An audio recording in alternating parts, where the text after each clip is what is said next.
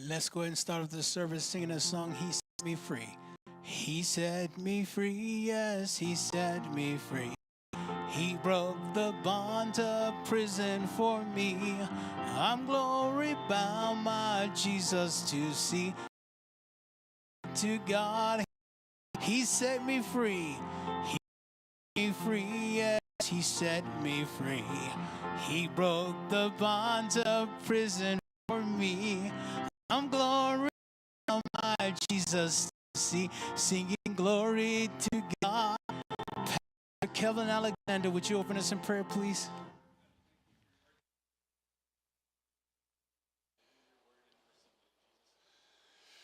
All right, thank you very much for being here today. We're going to continue. This is our fourth lesson already on the subject of navigating life. Navigating life. It's a basic and fundamental and critical area of life, the path that you choose. And it's going to be left up to you to a large degree. We're going to talk about occasions where God may intervene and force the issue about the direction you take. But by and large, you're going to end up at the destination that you choose. There's an easy way and a hard way. Most people choose the hard way. Many people choose the hard way. So we're going to help you to make navigation easier and safer. And we've used a lot of imagery from the ancient days when they were first trying to navigate the ocean. And at first they built ships, but they had to stay close to shore, because if you get away from the shore, you don't know where you are. You know the sun rises in the east and sets in the west, but you don't know where longitudinally. I mentioned how there are approximately throughout history 3 million shipwrecks at the bottom of the oceans. Many of those are from the ancient days when sailors got lost. Sometimes they would starve to death, and the ship would sinking or being shipwrecked somewhere. It really does represent its needs. One of which we can master to some degree, and that provides us with opportunities to succeed in life. Now, nobody bats 1,000. Or when it comes to making decisions, we're going to miss. We're going to misfire. I do that personally.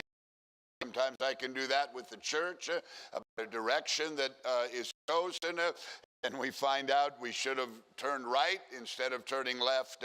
So we all have areas of need where we need to learn a little bit more about mastering the whole process of finding guidance and help and direction in life.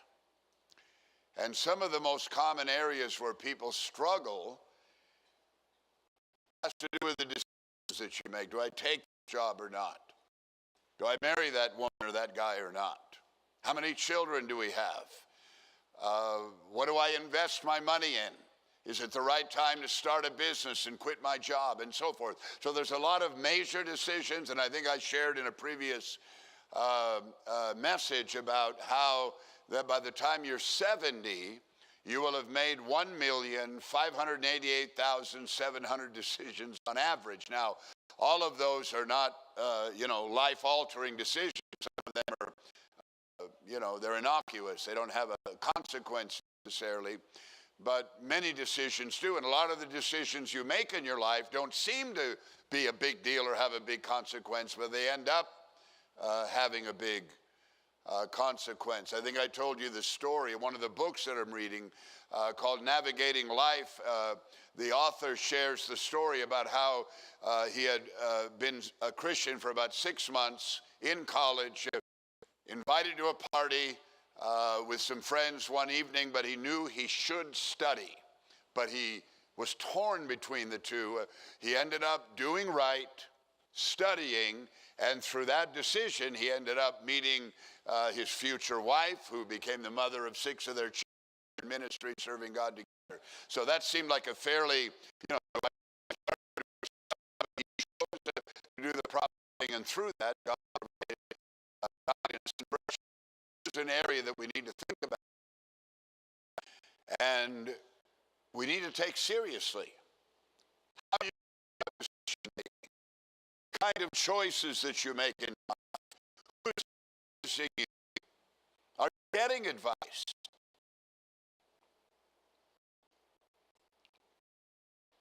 And part of the inspiration for this, and this is not obviously a new subject, but part of the inspiration for this whole lessons is watching people over the years make very bad decisions. Sometimes in the text that we're using, 12, that seems right to a man, they're under the ways of death. So, Pastor, I have to watch people make bad decisions. Sometimes I'll try to intervene, get them to pump the brakes, think and pray, and talk about this, but guided by self-will, by something that animates emotionally. If something gives us a thrill, we automatically it must be God. But we can be in very dangerous territory when we don't use some of the fundamental means and the instruments. In the ancient days, they had to have a compass, a sextant. They had to learn how to navigate with the north sky was clear enough. So they had methods that they had to utilize what was them. And the tragedy is that a lot of Christians don't use them in order to make decisions and end up making a decision and end up over a cliff. So there are some very clear, very precise, very noble principles of guidance that all too often people ignore. And so there are factors at work as well in our hearts that can lead us, take us down the long road. When it comes to God, it's very evident that we all need help, and that's the purpose of this Sunday school series. So let's read three texts this morning. Our reader will read all three of them. We're going to read Psalms 48:14, Isaiah 28:29, and then go ahead and read that again, Proverbs 14:12. For this is God, our God forever and ever.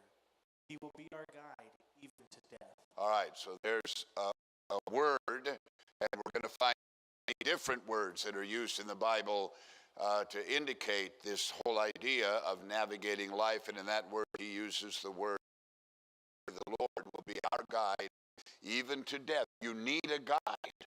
You have to have someone to take you in areas where you're not familiar with. If you take advantage of the guide God becomes for you, you're very foolish and unwise. Isaiah 20:29.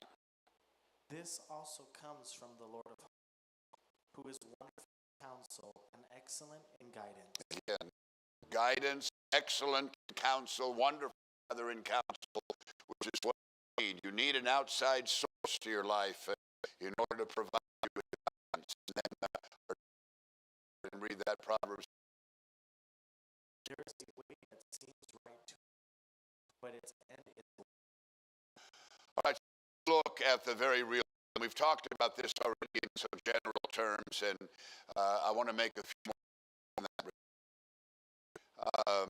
Life is filled with choices, opportunities, and options, especially for people like us who live with the freedom that we have. Most people don't have freedom like you know it. To countries, I travel in the third world. 2/3 of the world lives in third world countries, making less than $3